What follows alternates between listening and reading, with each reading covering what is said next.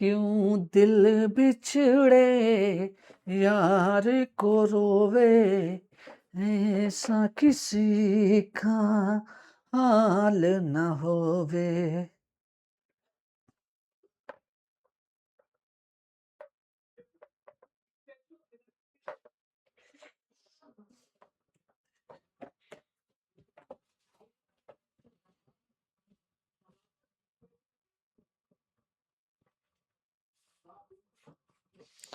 मेरी आंखों में जले तेरे ख्वाबों के दिए, कितनी बेच।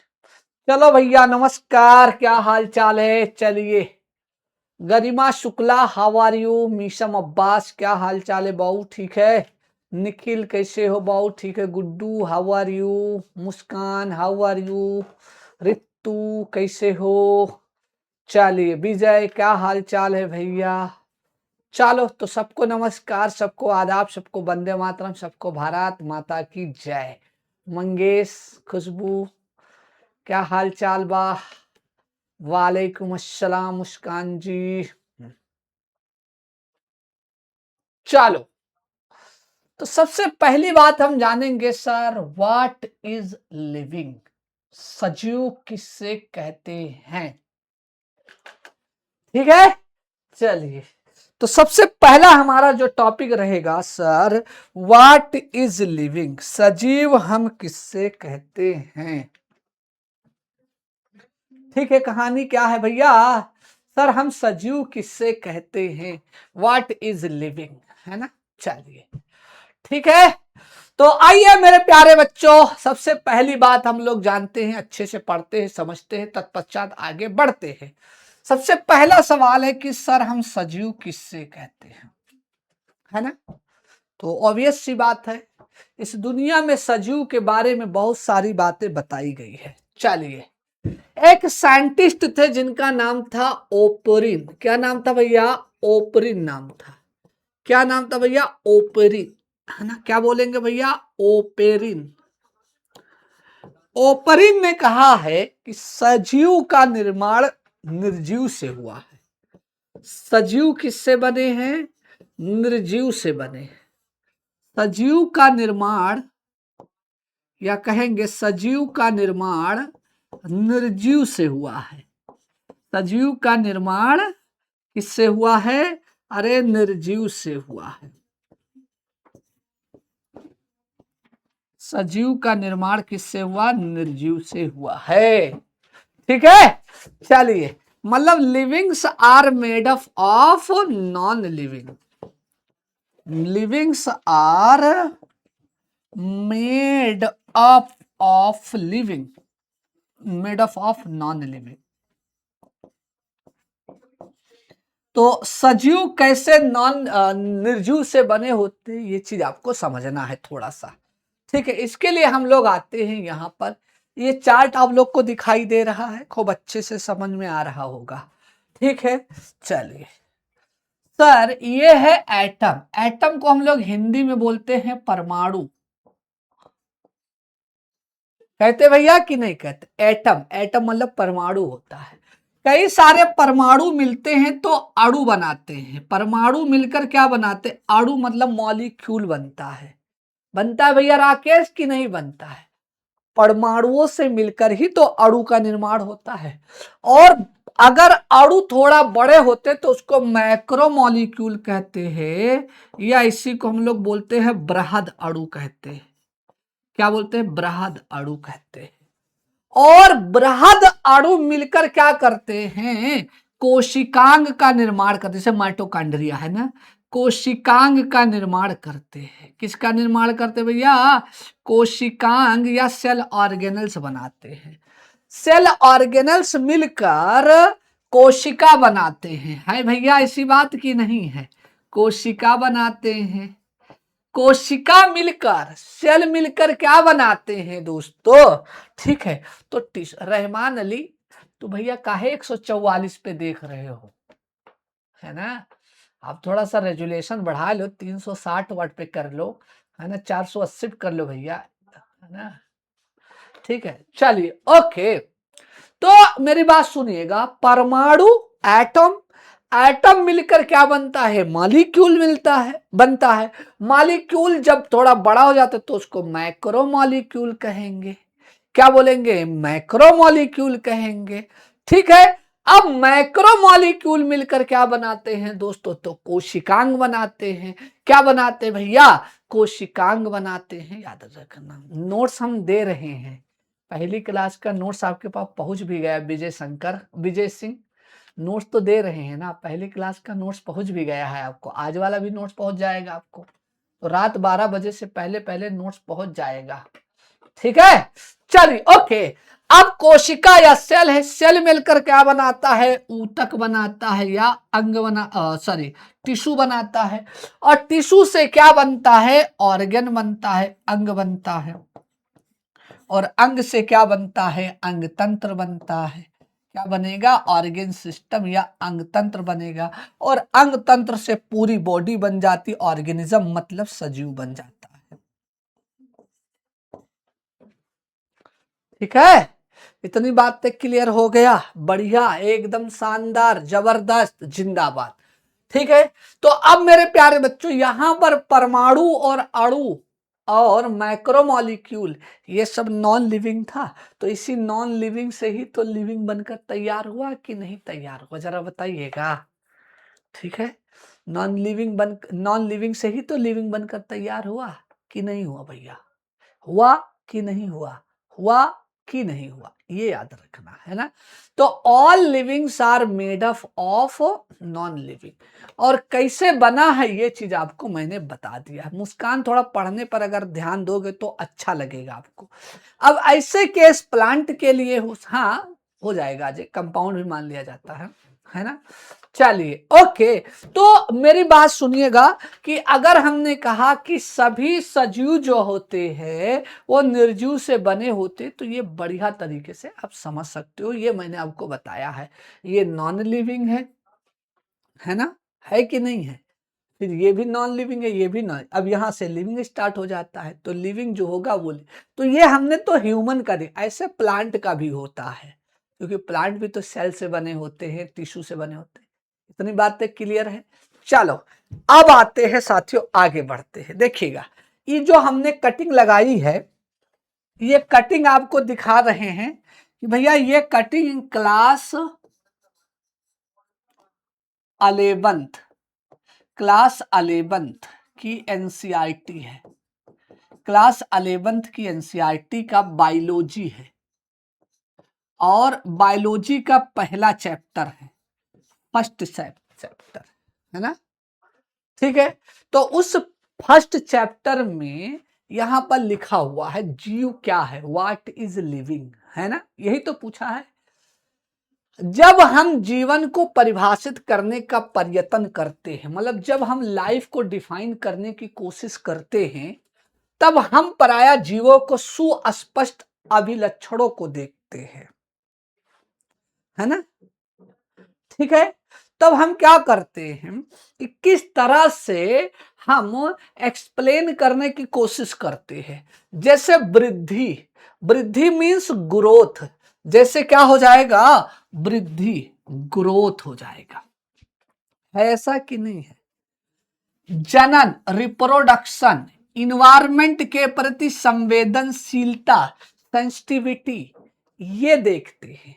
और अनुकूल क्रिया, एडॉप्टेशन, है ना, एडॉप्टेशन, है ना, ये सब हमारे मस्तिष्क में तुरंत आ जाते हैं। तो जब हम लोग लिविंग की बात करते हैं, तो लिविंग किसी के बारे में अगर सोचते हैं तो हमारे दिमाग में बात आती है कि लिविंग ग्रोथ कर रहे होते हैं, लिविंग रिप्रोड्यूस कर रहे होते हैं, लिविंग में क्या हो रहा होता है दोस्तों, तो है ना, मतलब प्रजनन क्षमता होती है, ये सारी चीजें आपके दिमाग में आ जाती है। ठीक है, ये अद्भुत लक्षण सजीवों के हैं। आप इस सूची में उपापचय मतलब मेटाबॉलिज्म, स्वयं के प्रतिलिपि बनाना मतलब रिप्रोड्यूस करना, स्वयं को संगठित करना, संगठन मतलब बॉडी का ऑर्गेनाइजेशन बनाए, है ना, और उद्गम आदि जोड़ सकते हैं। आओ हम इसे विस्तार से पढ़ते हैं और समझते हैं। ठीक है, तो आइए हम लोग विस्तार से पढ़ते हैं और जानते हैं सजीवों के कितने लक्षण होते हैं। सजीवों के कितने लक्षण हैं अब आपको यहां बताना होगा। सर अगर हम सजीव या लिविंग्स की बात करते हैं तो सजीव या लिविंग को हमें डिफाइन करने के लिए, सजीव या लिविंग को डिफाइन करने के लिए, है ना, कितने कैरेक्टर होने चाहिए? 11 लक्षण है। कितने भैया? 11 लक्षणों को कंसीडर करना पड़ेगा। कितने कैरेक्टर्स भैया? तो हम कहेंगे कितने कैरेक्टर्स को भैया कंसीडर करना पड़ेगा? 11 कैरेक्टर्स को कंसीडर करना पड़ेगा। ठीक है, अब जरा ध्यान से देखिएगा। कोई बच्चा कह रहा है कि सर वृद्धि या ग्रोथ, क्या ये लिविंग के कैरेक्टर हैं? ग्रोथ या वृद्धि क्या लिविंग के कैरेक्टर हैं? यस या नो? सभी लोग बताइएगा, बताओ। वृद्धि या ग्रोथ क्या लिविंग के कैरेक्टर हैं? यस या नो? सभी लोग बताइएगा, बताओ भैया। है वृद्धि या ग्रोथ क्या लिविंग के कैरेक्टर हैं? यस या नो बताइएगा, बिना किसी झिझक के बोलिएगा यस है। यस है, बिल्कुल है लिविंग का कैरेक्टर। हमने आपकी बात मान लिया, यस सर है कैरेक्टर लिविंग का। लेकिन क्या एक कैरेक्टर से आप बता सकते हो कि कोई चीज लिविंग है? नहीं बता सकते हो, नहीं बता सकते हो। देखिए, आपने कहा कि सर पेड़ पौधे बढ़ते हैं। पेड़ पौधे क्या करते भैया? वृद्धि करते हैं, बढ़ते हैं। आपने कहा कि सर पेड़ पौधे वृद्धि करते हैं, है ना, तो हमने कहा हाँ सर बिल्कुल सही बात है, आपने अभी तो अच्छी बात बताई कि हाँ पेड़ पौधे वृद्धि करते हैं। चलो हमने आपकी बात मान लिया। अब हमने क्या किया? लकड़ी का एक छोटा सा टुकड़ा ले लिया। लकड़ी का टुकड़ा ले लिया, मतलब वुड का जो पेस्ट छोटा सा पीस होता है ना, उसको ले जाकर पानी में डुबा दिया। पानी में डुबा देने पर, पानी में डुबाने पर, पानी में डुबा दिया। अब लकड़ी का टुकड़ा क्या हो गया? फूल गया। फूल गया, फूल का मतलब वाटर एब्जॉर्ब करेगा तो पानी का टुकड़ा क्या होगा? लकड़ी का टुकड़ा पानी को एब्जॉर्ब करेगा, फूल जाएगा। तो लकड़ी का टुकड़ा वृद्धि किया कि नहीं किया? ग्रोथ किया कि नहीं किया भैया? ग्रोथ किया कि नहीं किया? ग्रोथ किया कि नहीं किया? किया ग्रोथ। तो क्या लकड़ी का टुकड़ा लिविंग है? क्या लकड़ी का टुकड़ा लिविंग है? लकड़ी का टुकड़ा लिविंग है? बताओ भैया, क्या लकड़ी का टुकड़ा लिविंग है? नहीं है, है ना। तो अगर हमने कहा कि ठीक है कि growth is the characteristic feature of living, वृद्धि जो होगा वो सजीवों का लक्षण है, लेकिन सिर्फ वृद्धि से सजीवों को डिफाइन कर देना, ये थोड़ा सा मामला गड़बड़ है। ये थोड़ा सा मामला क्या है भैया? गड़बड़ है ना। चलो एक तो कैरेक्टर आपको मैंने समझा दिया, समझाया कि नहीं? दूसरा, क्या प्रजनन सजीवों का लक्षण है? रिप्रोडक्शन सजीवों का लक्षण है? प्रजनन या रिप्रोडक्शन जो है वो सजीवों का लक्षण है? यस या नो? प्रजनन या सजीव रिप्रोडक्शन सजीवों का लक्षण है? कैरेक्टरिस्टिक फीचर ऑफ लिविंग है रिप्रोडक्शन?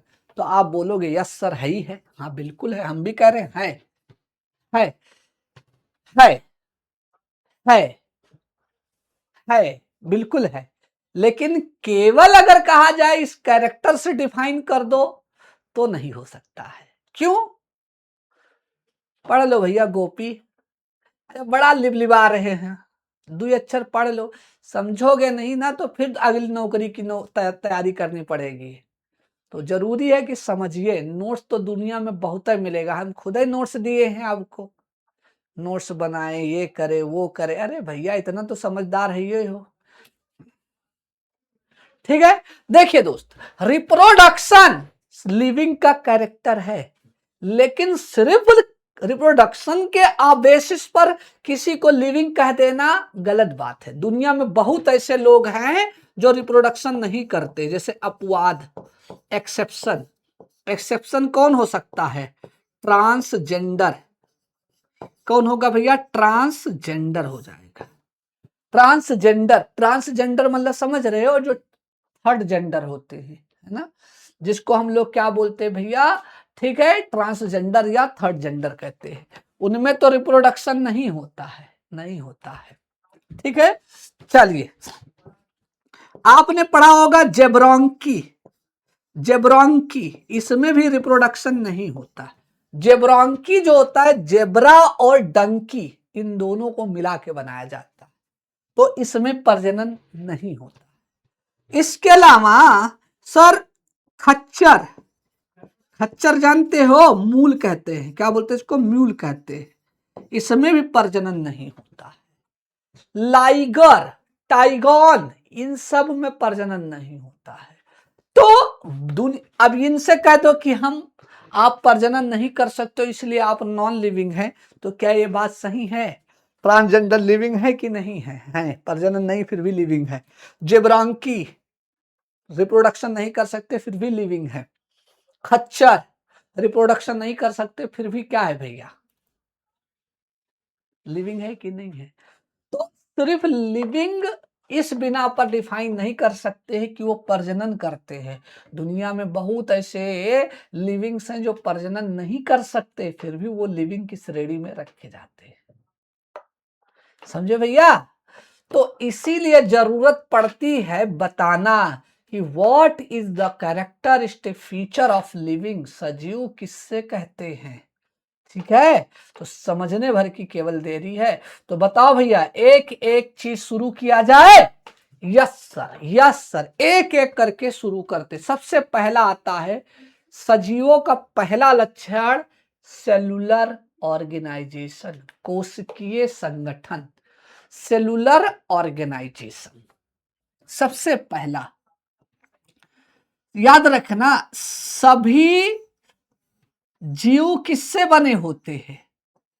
सभी जीव कोशिका से बनते हैं या कोशिका से बने होते हैं। सभी सजीव कोशिका से बने होते हैं, कोशिका से बने होते हैं। ये चीज आपको याद रखना, सभी सजीव कोशिका से बने होते हैं। सभी सजीव क्या होते हैं? कोशिका से बने होते हैं। All livings are made up of cell. All livings are made up of cell, made up of cell. याद रखना, दुनिया में सारे लिविंग्स सेल से बने होते हैं। अगर सेल नहीं है तो जीवन पॉसिबल नहीं है। ठीक है, तो बताओ भैया, दुनिया में कोई ऐसा लिविंग आपकी नजर में है जो सेल से ना बना हो? नाजिल कुरैशी, ये बताओ भैया, दुनिया में कोई ऐसे सजीव हैं, पेड़ पौधे, जानवर, एनिमल, सारे के सारे, कोई ऐसा बता दो दुनिया में जिसमें लिविंग हो और सेल ना हो? क्या बताओगे? यस सर, तो दुनिया में सभी लिविंग सेल से बने होते हैं। All livings are made up of cell. बिना सेल का लाइफ पॉसिबल है ही नहीं है। ठीक है, जैसे मान लो ये कोई, अभिषेक, एक दिन में तुम पेपर फंसा ले जीवो, अभी पढ़ लो, अभी शुरू भी नहीं किए हैं सर, क्वेश्चन कैसे आएगा? अरे भैया पहले समझो तो यार। ये मान लो कोई, मान लीजिए ये कोई, मान लीजिए एनिमल है या कोई प्लांट है, तो प्लांट जो है इनकी बॉडी सेल से बनी होगी, इनकी बॉडी किससे बनी होगी? सेल से बनी होगी। तो दुनिया में कोई ऐसा लिविंग नहीं है जो सेल से ना बना हो, है ना।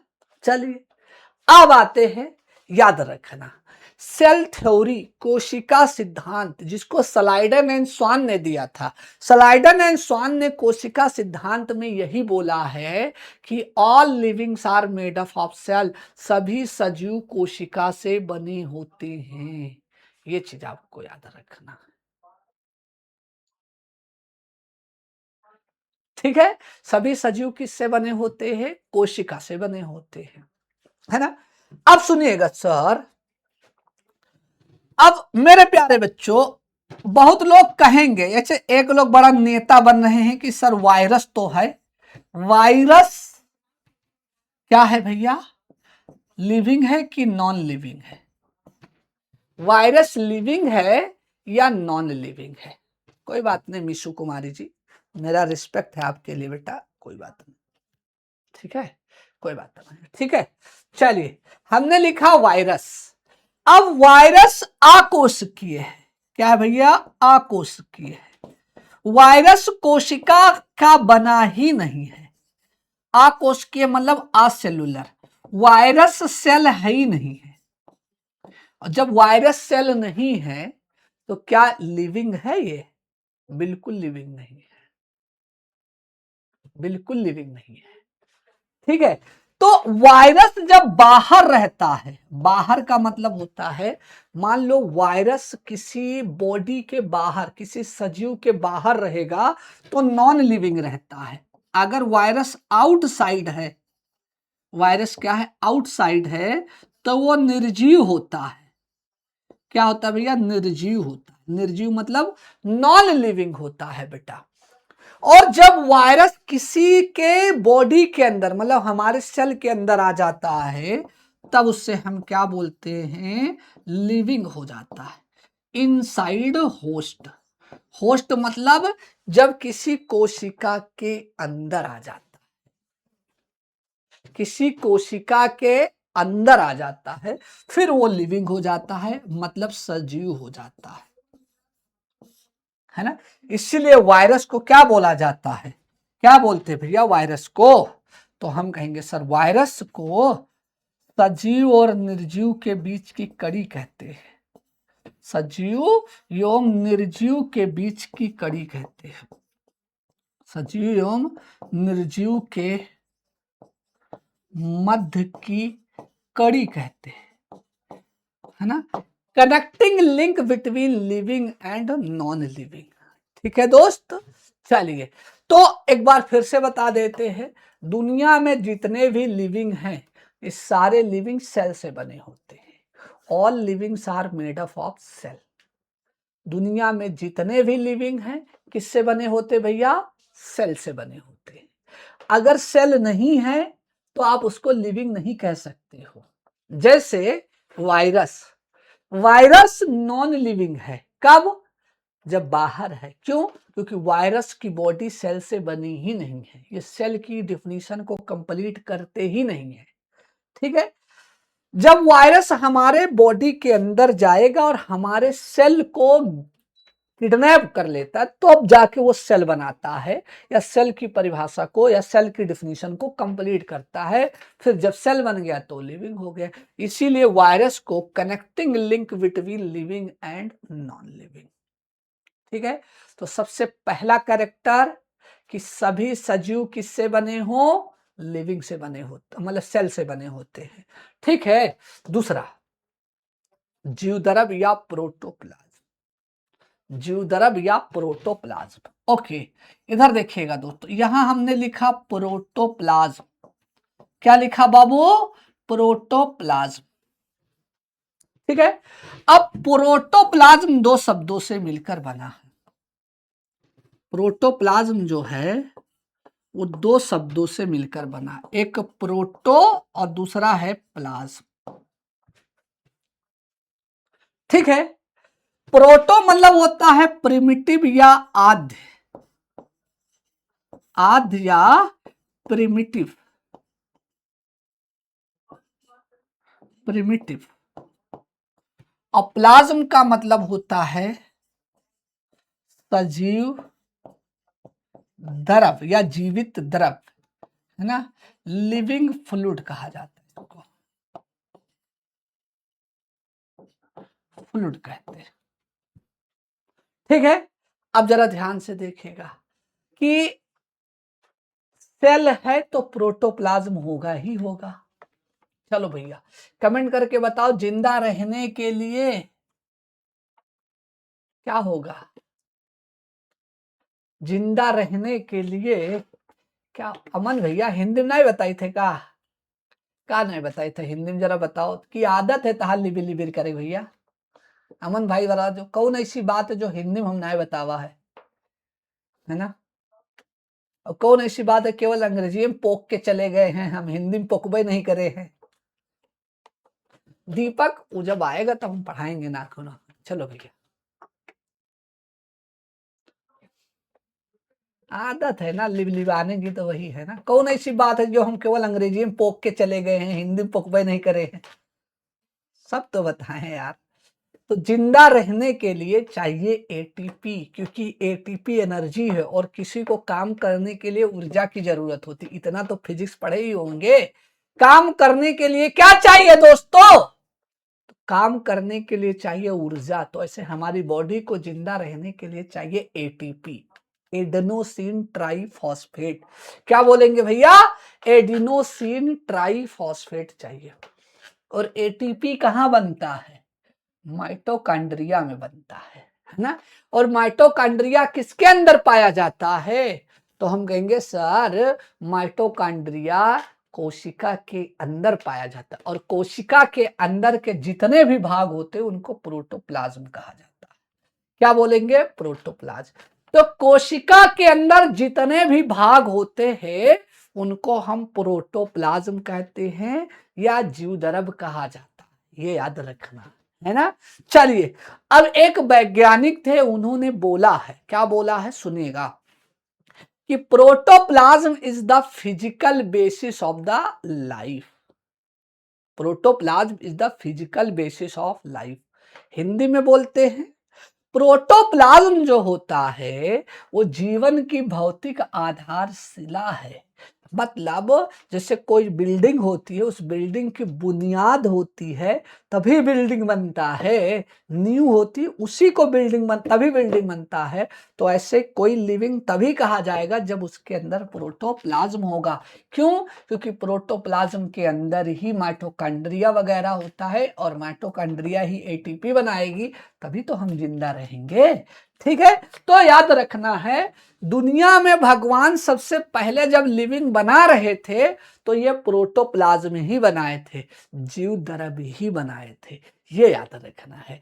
तो जितने भी सजीव होंगे उसमें सेल है और सेल के अंदर प्रोटोप्लाज्म है या जीव द्रव है। इतनी बातें क्लियर है। अब जीव द्रव क्या होता है एक बार जरा समझिएगा दोस्तों।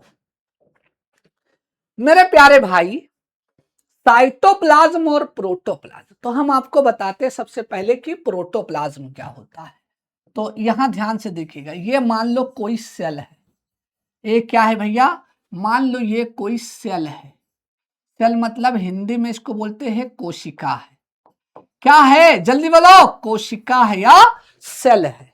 कोशिका है या सेल है? ठीक है, चलो भैया अब कोशिका के अंदर ये क्या है कोई बताएगा? सर ये है कोशिका के अंदर केंद्रक है। क्या है? केंद्रक है।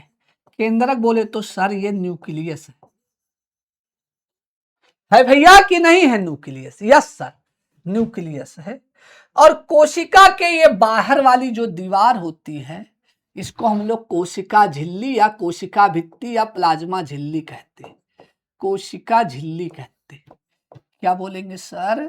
अरे कोशिका झिल्ली कहा जाता है या इसी को क्या बोलते हैं? प्लाज्मा मेम्ब्रेन भी कहते हैं।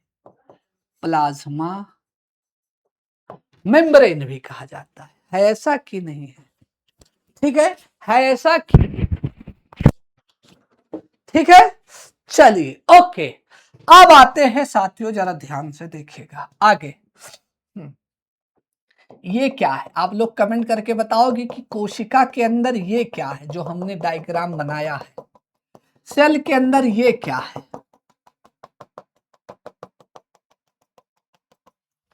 सेल के अंदर ये क्या है? आशी जरा बताओ भैया। शुभम कह रहे हैं सर क्लास रिकॉर्डेड लगता है, तो क्या करें? उर्फी जावेद वाला डांस दिखाएं आपको, नूरा फतेही वाला डांस दिखाएं, हम पढ़ाएं ना आपको? बताइए जरा, सपना चौधरी वाला डांस करके दिखा दे तो आपको लगेगा। मुजरा नहीं हो रहा है भैया, पढ़ाई हो रहा है। हम आपसे बतियाएं, आप अंट संट कर रहे हो बात, कमेंट, बड़ी देर से आपका कमेंट देख रहे हैं ना। ठीक है, तो इसके ये वाले हिस्से को हम लोग कोशिका द्रव कहते हैं। क्या बोलते हैं भैया? कोशिका द्रव कहते हैं। कोशिका द्रव कहते हैं। कोशिका द्रव बोले तो सर साइटोप्लाज्म कहा जाता है। क्या कहते हैं भैया? कोशिका द्रव या साइटोप्लाज्म कहा जाता है। ठीक है, तो सर इसमें प्रोटोप्लाज्म क्या होता है? कहां है प्रोटोप्लाज्म? कहां है प्रोटोप्लाज्म? है ना, तो याद रखना। अब हम आपको बताएंगे सर प्रोटोप्लाज्म कहां होगा, जीव द्रव कहां होगा। जीव द्रव मतलब प्रोटोप्लाज्म कहां होगा। तब आप क्या बताओगे? Sir protoplasm is equal to cytoplasm plus nucleus. Cytoplasm plus nucleus मतलब कि इसको और इसको जोड़कर ये पूरे हिस्से को क्या बोला जाता है? एग्जाम में क्वेश्चन पूछा जा रहा है, बहुत पूछा जाता है कि जीवद्रव या प्रोटोप्लाज्म क्या होता है, तो हम कहेंगे कलेक्शन ऑफ या addition of cytoplasm and nucleus, मतलब कि कोशिका द्रव और केंद्रक के योग को या सम्मिलित रूप को ही बोला जाता है। ठीक है, चलिए इतनी बातें क्लियर हो गया। अब मेरे प्यारे बच्चों याद रखना, तो ये आपका क्या हो गया? कोशिका द्रव और केंद्रक को मिलाकर ही क्या बोलते हैं, तो याद रखना।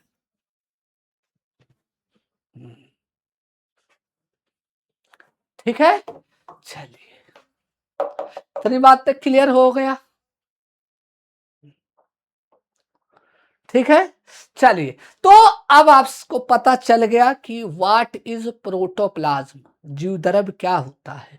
तो बता दीजिएगा कि कोशिका के अंदर या सेल के अंदर जो साइटोप्लाज्म है, ठीक है, ठीक है, साइटोप्लाज्म है, ठीक है, तो उससे हम क्या बोलते हैं ये बता दीजिएगा, है ना।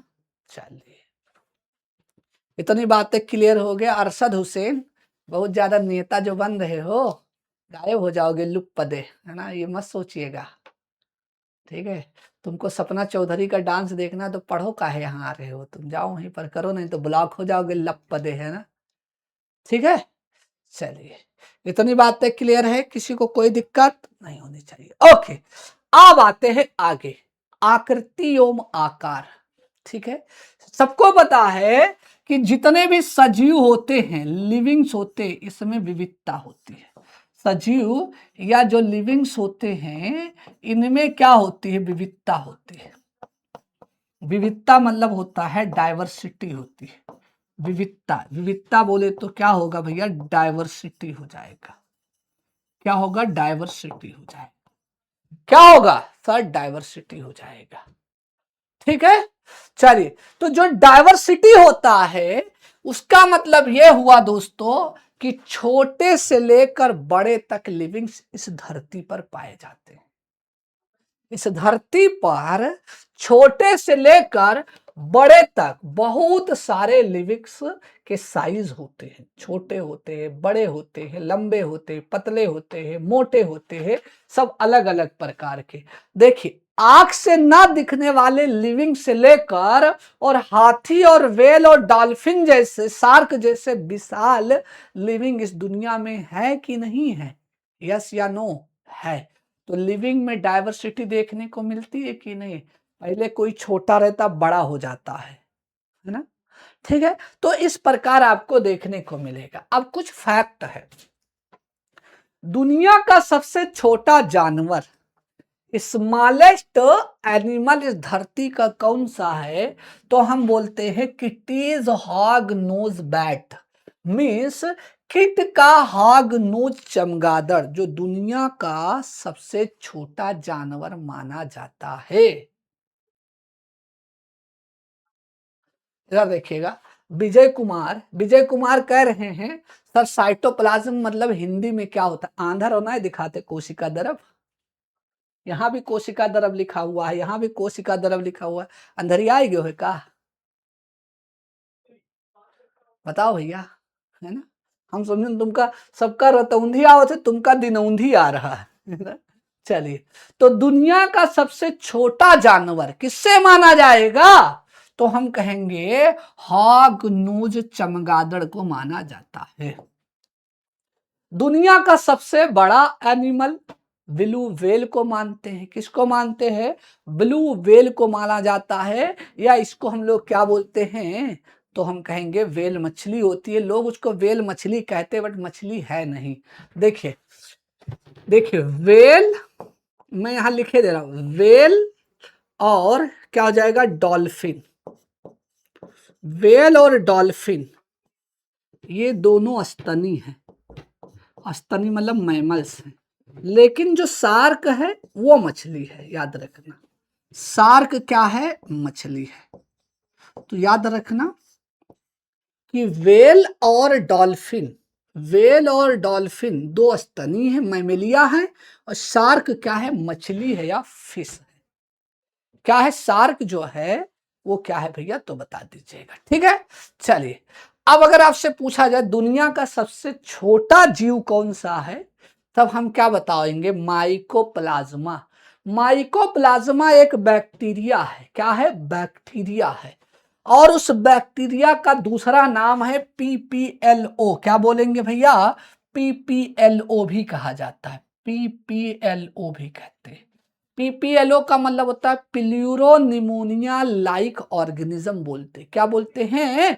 Pleuropneumonia like organism. हाँ भैया, प्रजापति जी आप हो लाइव, है ना? आपका नट्टी पे चढ़ जाना है ना?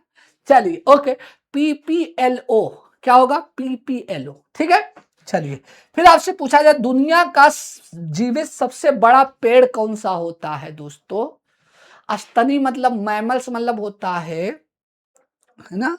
मैमल्स का मतलब होता है जो बच्चे को जन्म देते हैं, मतलब गिव बर्थ चाइल्ड, और बच्चे को दूध पिलाते, फीडिंग है ना कराते हैं, उनको स्तनी या मैमल्स बोलते हैं। जैसे मानव क्या है? ह्यूमन क्या स्तनी है या मैमल्स है?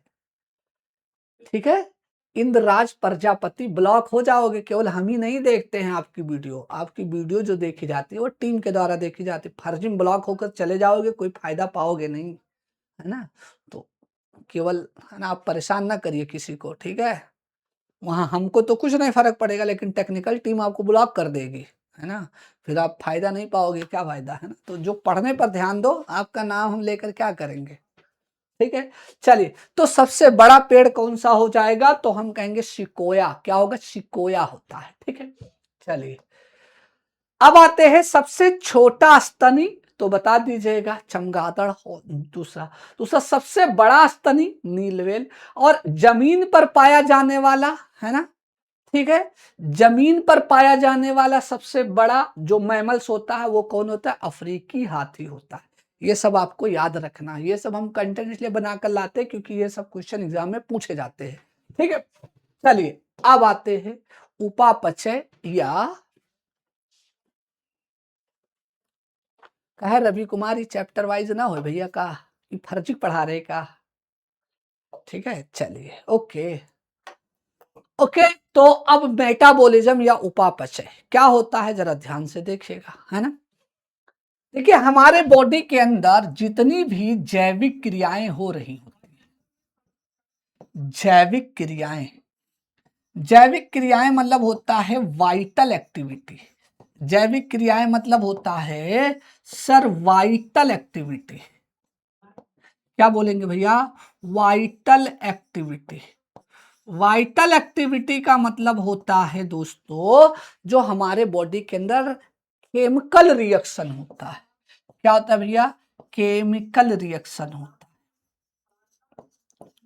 है ना। तो इस केमिकल रिएक्शन को ही हम लोग क्या बोलते हैं, मेटाबॉलिज्म कहते हैं।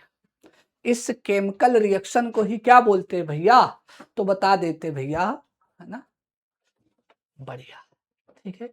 तो इसी केमिकल रिएक्शन को क्या बोलते हैं, मेटाबॉलिज्म या उपापचय कहा जाता है। समझ में आ रहा है।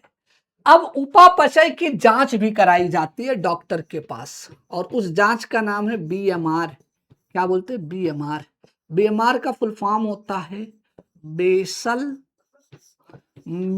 मेटाबोलिक रेट हो जाएगा, बेसल मेटाबोलिक रेट हो जाता है। तो अब जरा ध्यान से देखिएगा, हमने आपसे कहा कि बीएमआर क्या होता है, तो हम कहेंगे हमारे बॉडी के अंदर जितनी भी केमिकल रिएक्शंस हो रहा होता है, उस केमिकल रिएक्शन के बारे में जांच करना बीएमआर कहलाता है। अब केमिकल रिएक्शन किसी में फास्ट होता है, किसी में कम होता है, किसी में फास्ट होता है और किसी में क्या होता है भैया, कम होता है। ये चीज आपको याद रखना। तो जिसमें फास्ट होगा उनकी बॉडी का फिगर कुछ और होगा, जिसमें कम होगा उनकी बॉडी का फिगर क्या होगा, कुछ और होगा। ठीक है, चलिए अब मेटाबॉलिज्म की बात करते हैं। तो मेटाबॉलिज्म में दो अलग अलग टाइप्स होते हैं। ओके, पहला टाइप्स क्या होता है भैया, एनाबोलिज्म होता है। क्या होता है भैया, एनाबोलिज्म होता है। एनाबोलिज्म में हम उसको क्या बोलते हैं, हिंदी में उपचयन बोलते हैं। क्या बोलते हैं, उपचयन कहते हैं। और दूसरा टाइप होता है कैटाबोलिज्म। क्या बोलते हैं, कैटाबोलिज्म। हिंदी में इसको बोलते हैं अपचयन बोलते हैं। क्या बोलते हैं, अपचयन बोलते हैं। ठीक है, अब साथियों सबसे पहला जानेंगे कि उपचयन किससे कहते हैं। उपचयन मतलब एनाबोलिज्म किससे कहते हैं। तो जब भी कभी कोई सिंपल मॉलिक्यूल, क्या बोलेंगे, जब भी कोई सिंपल मॉलिक्यूल जो होता है, सिंपल मॉलिक्यूल जो है वो जुड़ जुड़ के कॉम्प्लेक्स मॉलिक्यूल में कन्वर्ट हो जाता है, कॉम्प्लेक्स मॉलिक्यूल में कन्वर्ट हो जाता है। मतलब कि जटिल अणु जो है, सरल अणु जटिल अणुओं में बदल जाता है। हम यहां लिख दे, है ना, कि जब कोई सरल अणु जो है वो जटिल अणु में अगर बदल जाते हैं तो उन्हें हम क्या कहते हैं, एनाबोलिज्म। तो देखिए ना, सिंपल सिंपल मिलकर जटिल बना दिया है। देखो भैया, सिंपल सिंपल मिलकर क्या बना दिया, जटिल बना दिया। जैसे ईंट को जोड़ जोड़ के दीवार बना दिया गया। तो ईंट क्या है, सिंपल मॉलिक्यूल है, और दीवार क्या है, कॉम्प्लेक्स मॉलिक्यूल है ना। तो भैया सिंपल मॉलिक्यूल अपना क्या है बाऊ, ईंट है, ठीक है, और कॉम्प्लेक्स मॉलिक्यूल क्या है, दीवार है। ठीक है, क्या है, दीवार है। और इस प्रक्रिया को हम लोग क्या बोलते हैं, तो हम कहेंगे सर इस प्रक्रिया को हम लोग उपचयन बोलते हैं। क्या बोलते हैं, उपचयन बोलते हैं, या माफी चाहेंगे, एनाबोलिज्म बोलते हैं। क्या बोलते हैं भैया, एनाबोलिज्म कहा जाता है। क्या बोलेंगे भैया, एनाबोलिज्म कहते हैं, एनाबोलिज्म कहते हैं। ठीक है, तो मेरी बात समझिएगा। हमने कहा कि ईंट को जोड़ जोड़ के दीवार बना दिया गया, मतलब सिंपल मॉलिक्यूल को जोड़ जोड़ के कॉम्प्लेक्स मॉलिक्यूल बना दिया गया। तो उससे हम लोग क्या बोलते हैं, एनाबोलिज्म बोलते हैं। क्या बोलते हैं, एनाबोलिज्म बोलते हैं। अब एनाबोलिज्म का एग्जाम्पल बता दे, एग्जाम्पल क्या बोलेंगे, एग्जाम्पल। एग्जाम्पल हो जाएगा फोटोसिंथेसिस। क्या होगा सर, फोटोसिंथेसिस हो जाएगा, फोटोसिंथेसिस, प्रकाश संश्लेषण, प्रकाश संश्लेषण। क्या होगा सर, प्रकाश संश्लेषण, प्रकाश संश्लेषण होगा। कैसे प्रकाश संश्लेषण होगा वो मैं आपको बता दे रहा हूं। देखिए पौधा क्या करता है, कार्बन डाइऑक्साइड लिया है, लिया भैया कि नहीं लिया? पौधा क्या किया, क्या लिया दोस्तों? तो पौधा क्या लिया है जरा बताइएगा। तो पौधा जो है वो वायुमंडल से कार्बन डाइऑक्साइड लिया, जमीन से पानी ले लिया, लिया कि नहीं लिया? पानी, पानी ले लिया। अब इसमें फोटोसिंथेसिस हुआ, हुआ कि नहीं हुआ? फोटोसिंथेसिस, प्रकाश संश्लेषण हुआ, और क्या बनाया?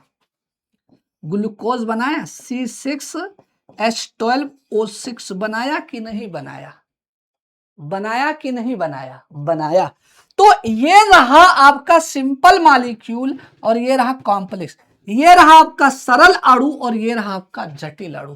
तो सरल अणु से जटिल अणु बना कि नहीं बना? सिंपल मॉलिक्यूल से कॉम्प्लेक्स मॉलिक्यूल। ईंट से दीवार बना कि नहीं बना? जरा बताओ भैया, ईंट से दीवार बना कि नहीं बना? बताओ भाई साहब, ईंट से दीवार बन गया कि नहीं बन गया? ईंट से दीवार बना कि नहीं बना? जरा बताइएगा, ईंट से दीवार बना कि नहीं बना? यस सर, है ना? तो जब भी कभी सरल अणु से जटिल अणु, सिंपल मॉलिक्यूल से कॉम्प्लेक्स मॉलिक्यूल अगर बनता है तो उससे उपचयन क्रिया या एनाबोलिज्म कहते हैं। जैसे नहीं होता, ये सिंपल मॉलिक्यूल है, इसको जोड़कर कॉम्प्लेक्स मॉलिक्यूल बनाया जाएगा। ठीक है, चलिए, हाँ, इतनी बातें क्लियर हो गया, एकदम बढ़िया, शानदार, जबरदस्त, समझ में आ गया। अब इसका उल्टा जो होगा वो आपका कैटाबोलिज्म होगा। कैटाबोलिज्म मतलब अपचयन होगा। अब अपचयन को समझते हैं, ठीक है? अपचयन में क्या होता है साथियों कि जटिल अणु, जटिल अणु बोले तो कॉम्प्लेक्स मॉलिक्यूल, जटिल अणु मतलब कॉम्प्लेक्स मॉलिक्यूल जो होता है वो टूट जाते हैं सरल अणुओं में। किसमें? सरल अणु में टूट जाते हैं। सिंपल मॉलिक्यूल में क्या हो जाएंगे? टूट जाते हैं। सिंपल मॉलिक्यूल में क्या हो जाएंगे? टूट जाते हैं। और इस टूटने की प्रक्रिया को क्या बोला जाता है दोस्तों? टूटने की प्रक्रिया को हम क्या बोलते हैं, जरा बताइएगा? कैटाबोलिज्म। कैटा का मतलब ही होता है कट, कट मतलब टूटना या काटना, है ना? तो इस प्रोसेस को हम लोग क्या बोलते हैं? तो बता देंगे सर, इसको हम लोग बोलते हैं कैटाबोलिक प्रोसेस। क्या बोलते हैं भैया? कैटाबोलिक प्रोसेस मीन्स अपचयन क्रिया, अपचयन क्रिया। जैसे ये दीवार थी, क्या था भैया? दीवार थी, दीवार को तोड़कर किस में बदल दिया गया है? ईंट में बदल दिया गया। दीवार को तोड़कर क्या होगा भैया? ईंट में बदल दिया गया। दीवार में तोड़कर क्या कर दिया गया है? ईंट में बदल दिया गया है। अब इसका एग्जाम्पल क्या हो जाएगा? बड़ा सिंपल है इसका एग्जाम्पल, है ना? चलिए, तो सर इसका एग्जाम्पल हो जाएगा,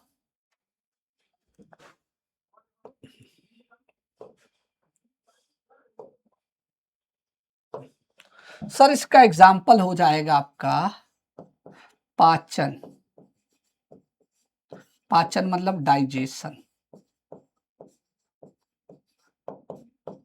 और दूसरा क्या हो जाएगा? श्वसन, रिस्पायरेशन। श्वसन या रिस्पायरेशन कहा जाता है।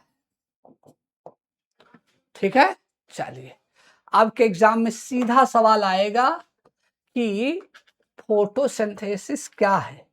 अपचयन क्रिया है या उपचयन क्रिया है? मतलब अपचयन प्रोसेस है या उपचयन है? तो आप क्या बताओगे?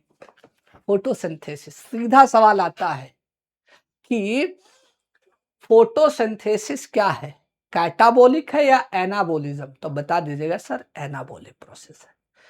डाइजेशन और रिस्पिरेशन क्या है?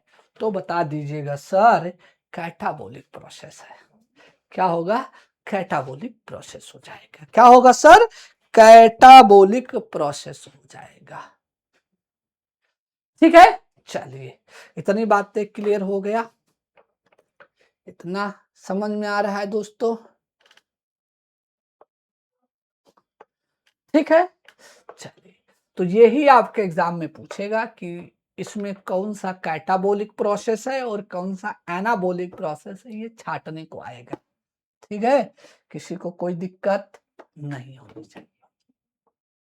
ठीक है, अब मैंने आपसे एक क्वेश्चन पूछा, आंसर सब लोग दीजिएगा। अमीनो एसिड से प्रोटीन बनना कैटाबोलिक प्रोसेस है या एनाबोलिक प्रोसेस है? कमेंट करो भैया, सभी लोग बताइएगा। प्रोटीन से सॉरी अमीनो अम्ल से प्रोटीन बनना कैटाबोलिक है या एनाबोलिक प्रोसेस? क्या आंसर बताओगे?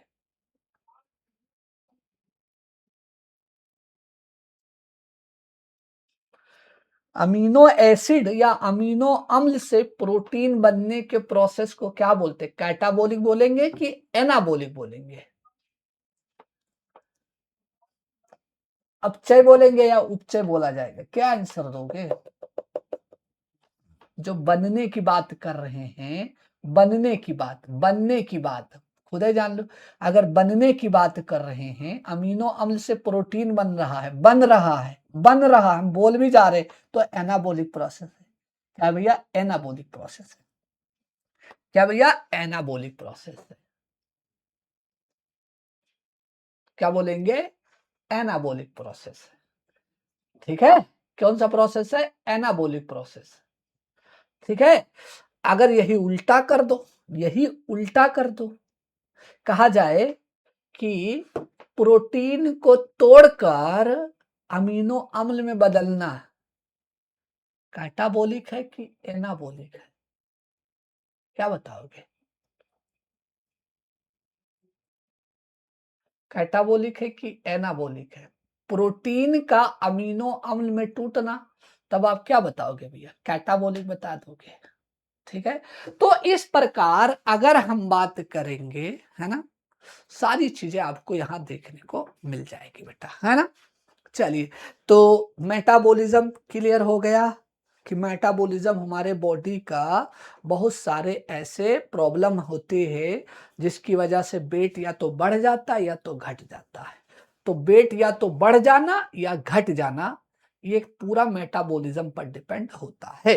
ठीक है, चलिए, बहुत लोगों के मुंह से बदबू आती है, आपने देखा होगा, बहुत लोगों के मुंह से क्या होता है भैया? बदबू आती है। मुंह से क्या होती है? बदबू आती है। आती है कि नहीं आती है? बहुत लोगों के मुंह से बदबू आती है। उनके मुंह से बदबू ज्यादा आती है जो कार्बोहाइड्रेट ज्यादा खाते हैं। क्या खाते हैं? कार्बोहाइड्रेट ज्यादा खाते हैं। क्या खाते हैं? कार्बोहाइड्रेट ज्यादा खाते हैं। और जब कार्बोहाइड्रेट खाएंगे तो उनके बॉडी में कैटाबोलिक प्रोसेस ज्यादा होगा। क्या होगा? कैटाबोलिक प्रोसेस क्या होगा भैया? ज्यादा होगा, और कार्बन डाइऑक्साइड निकलेगा। और इसी कार्बन डाइऑक्साइड की वजह से क्या होता है भैया? है ना, कार्बन डाइऑक्साइड की वजह से बदबू आता है। कल क्लास नहीं होगी भैया, कल हमारी मैराथन है सुबह 9 बजे से, सभी लोग जरूर आइएगा। पूरी बायोलॉजी खत्म करेंगे एक क्लास में, तो सभी लोग जरूर आइएगा कि कल पूरी सुबह 9 बजे से लेकर और दोपहर 3 बजे तक मैराथन चलेगी, मजा आएगा। ठीक है, तो कल सुबह, है ना, 9 बजे से मैराथन होगी, उस मैराथन में सब लोग जरूर आइएगा। ठीक है, कल क्लास पेड में नहीं होगी। पेड में जब हमको संडे में क्लास लेनी होती है तो हम बता देते हैं कि अगले इस संडे को क्लास होगी, 2-3 दिन पहले बताने लगते। इतनी बातें क्लियर हो गया। पीपीएलओ का फुल फॉर्म होता है प्यूरो निमोनिया लाइक ऑर्गेनिज्म।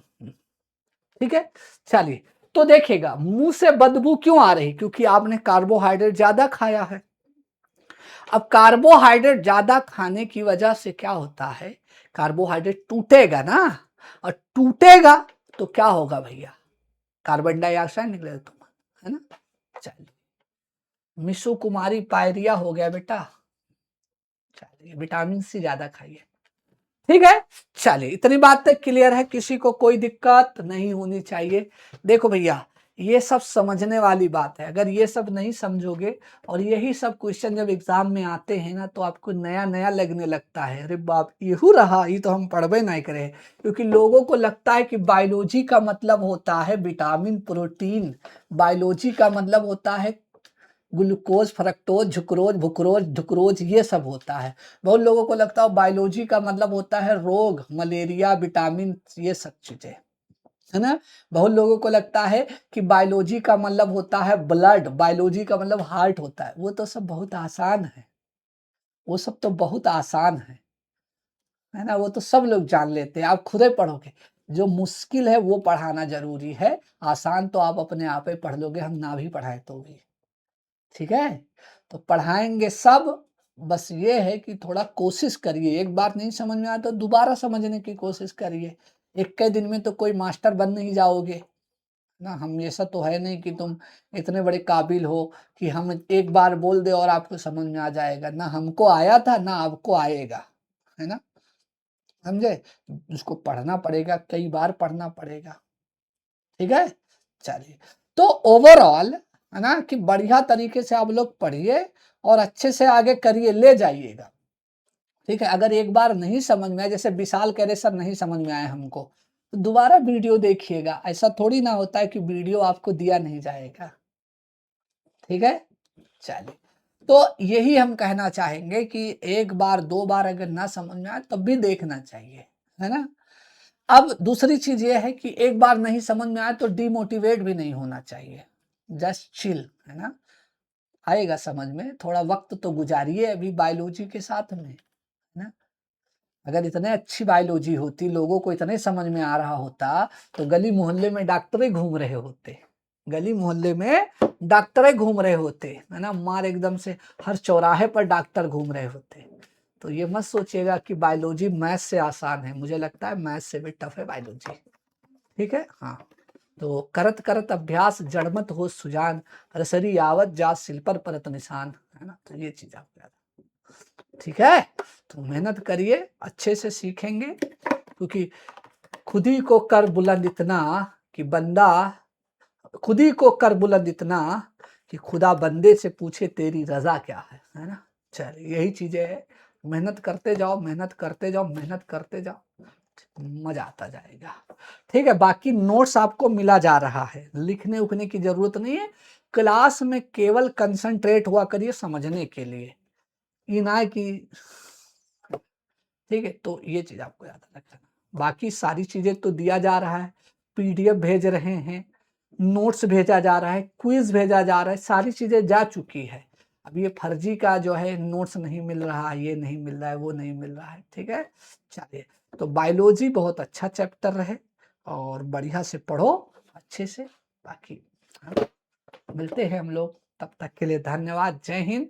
हाँ, हमारा टेलीग्राम चैनल है, उससे जरूर जुड़िएगा। टेलीग्राम चैनल से इसलिए हम कह रहे जुड़ जाइए क्योंकि उस पर हम इंफॉर्मेशन देते रहते हैं कि आज क्लास होगी या नहीं होगी, या क्लास के बारे में बातें बताते रहते हैं, है ना। तो जरूर जुड़िएगा। Science by Rahman sir, science by Rahman sir MD classes, science by Rahman sir MD classes. बाकी किसी को जैसे कुछ पूछना उछना रहा है तो हमको पूछ सकता है, मैसेज करके पूछ सकता है। मान लो पब्लिकली नहीं बता पा रहा है तो पर्सनल भी मैसेज करके पूछ सकता है। ठीक है, चलिए, लव यू ब्रो। कल सुबह 9 बजे एमडी क्लासेस के यूट्यूब चैनल पर तबाही मचा दिया जाएगा। ठीक है, चलिए, लव यू, बाय बाय।